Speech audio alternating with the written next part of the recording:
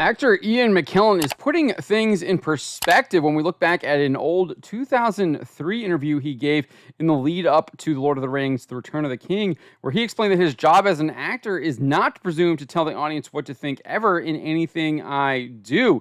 It is a stark contrast to how we see actors promoting films just 2 decades later in the year 2023.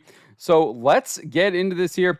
These comments, as I said, came back in 2003 while promoting The Lord of the Rings, The Return of the King. His comments were recently re-uploaded by Jonathan Watson over at YouTube channel The One Ring. Great Tolkien YouTube channel over there. They just finished a On Fairy Stories segment, which I highly recommend you watch. But this is what McKellen was asked by one of the reporters there at this kind of press junket. The reporter asks, what is the one message that you would like the audiences to get, the one thing that will be the legacy of the Lord of the Rings movies? McKellen responded saying, I wouldn't presume to tell an audience what to think ever in anything I do. I'm not a politician. I'm not a proselytizer. I'm not a pamphleteer. I am an actor, and I work on behalf of people who do the writing, who have the message. My job is not to tell the audience anything. It's just to explain the person I'm playing beyond the side of the character I'm playing. Good or bad, I don't judge character. And then he gave an example. He said, when I played Richard III, I didn't say I'm going to tell the audience why they shouldn't like tyranny and dictators. I just go on with explaining why Richard III turned out to be the way he was. And the same with Gandalf. Do my best to impersonate them, but I can't anticipate the audience's reaction. So as I mentioned earlier, this comes in stark contrast to how actors have promoted their films today. We can just look at the most recent Barbie film, Blue Beetle, or probably more infamously Rachel Zegler in the new Snow White film. So, and you can go back, you can look at Transformers, Rise of the Beast. I just kind of picked these three because they were the ones that came to the top of my head here. You had actress Kate McKinnon explain to Fandango ahead of the film's release that the script for the Barbie film was, quote, about how like gender roles deny people half their humanity and how like we need to just like be ourselves. And it's like a very powerful message. So she's saying that she wants people to take that message away from the movie, like how you need to gender roles deny half the humanity. That's the message you need to take away. That is what she's saying. That's the opposite of how Ian McKellen answered that question, right? He's like, no, I'm not going to tell the audience what they should take away from it. I'll let them make that decision. I'm just going to play the character. If there is a message that someone wants you to take away from the film, that message is probably coming from the author, either Tolkien, obviously, where they're adapting Lord of the Rings, Peter Jackson, the director, or the person who's adapting the screenplay, right?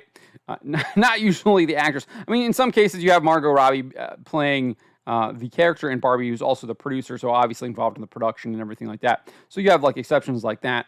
But I'm using specific examples here of just actors who are in the film. You have actor Simu Liu telling Screen Rant, I'm so glad that this movie exists because I think it puts the final nail in the coffin of that very heteronormative idea of what gender is and what is or is not gendered. How can you make a color gendered, you know? Over the course of this movie, I've been around, worn, played with more pink than I ever thought possible, and it was so great. And it's so great to be free to express yourself in all the ways you feel like you want to, and not to feel like because something is attributed to a certain gender or a certain idea that you can't also do that. That's, I think, what's really struck me about being in this movie, what's evolved in my understanding of Barbie and what it is, and what I hope that an audience will get from it when they watch the movie. So he's literally he's really expressing what he hopes the audience takes away from the film. The exact opposite of how Ian McKellen would approach that. He goes on and says, knowing that Greta is as just talented and intelligent of a storyteller as she is, you knew she was going to create a story that was just really fresh and exciting and subversive and self-aware. And I think Margot, who also produced the movie, just championed that so perfectly. You have to really watch the movie to understand this, but like it is a feat to have gotten Mattel on board with this movie because this movie really goes there and it attacks all the criticisms of Barbie in the past. It joins in on the conversation. And it's not just like a fluffy, cash grabby sort of like, look at us, we're fine, everything's perfect. There are some really scathing critiques of the idea of Barbie, what Barbie has been or is, and also some really scathing critiques on Mattel as well, which I love. But I think it really speaks to just how much everyone on board believed in the vision and the voice of this movie. That they were like, no, this conversation needs to happen. Mattel needs to be in on this conversation, and we need to be a part of it because that's the only way that we can move forward. That's the only way that we can get the audience on board with the story that we want to tell. So then we can look at Blue Beetle. You have Zolo Maridueña telling Empire about what he sees as the goal of the film and what he hopes the audiences take away from it. He says the goal was to create a movie for a young me and a young Angel, Manuel Soto, the film's director, that said, hey, hey man, someone who looks like you or comes from a similar background can be a superhero.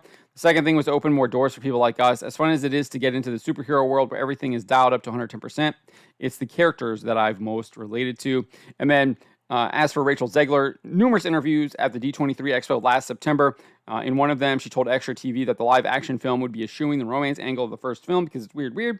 She said the original cartoon came out in 1937, and very evidently so. There's a big focus on her love story with a guy who literally stalks her. Weird. So we didn't do that this time. When asked if the prince would even be in the film, she said, we have a different approach to what I'm sure a lot of people will assume is a love story, just because like we cast the guy in the movie, Andrew Burnap, great dude.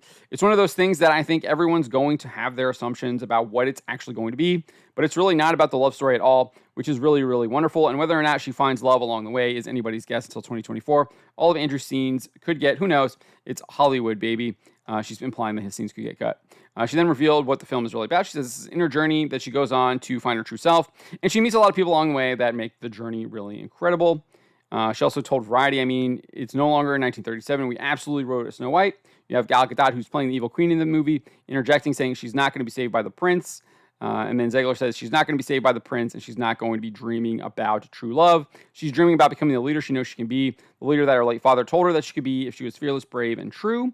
And so it's just a really incredible story for, I think, young people everywhere to see themselves in. Again, right there, she's explaining that she wants people to take this idea of what she's saying, take that message, and that's the message she wants them to take away from the movie. Stark contrast to how Ian McKellen answered it. And then again here, we're talking to Entertainment Weekly, saying the reality is the cartoon was made 85 years ago, and therefore it's extremely dated when it comes to the ideas of women being in roles of power and what a woman is fit for in the world. And so when we came to reimagining the actual role of Snow White, it became about the fairest of them all, meaning who is the most just and who can become a fantastic leader. She goes on and says, and the reality is, Snow White has to learn a lot of lessons about coming into her own power before she can come into power over a kingdom. And then Gadot said, also the fact that she's not going to be saved by the prince, and she's the proactive one, and she's the one who set the terms, is what makes it so relevant to where we are today. So you have all of these different examples here. I listed 3 of them. Again, there's probably a lot more. You could go all the way back to 2019. Brie Larson with the Captain Marvel press tour comes to mind. Infamous press tour that she had about the messages she wanted to have bestow upon people from the film.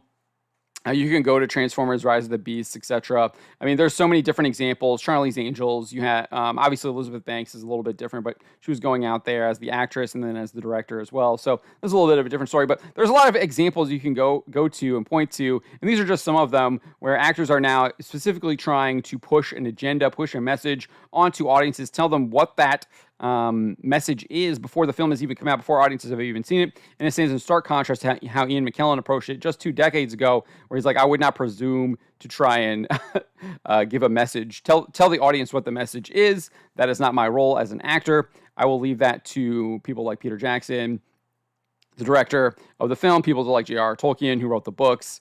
They are the ones that have the message. And then even if you want to go back and read J.R.R. Tolkien, he's very cagey about that, especially responding to reporters and everything.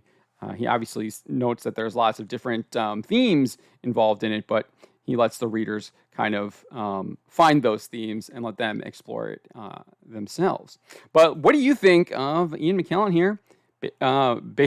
Basically saying that the actor's job is to act. It's not to try and tell audiences what messages they should be taking away from movies before the movie's even released and they've even seen it. Subscribe for more.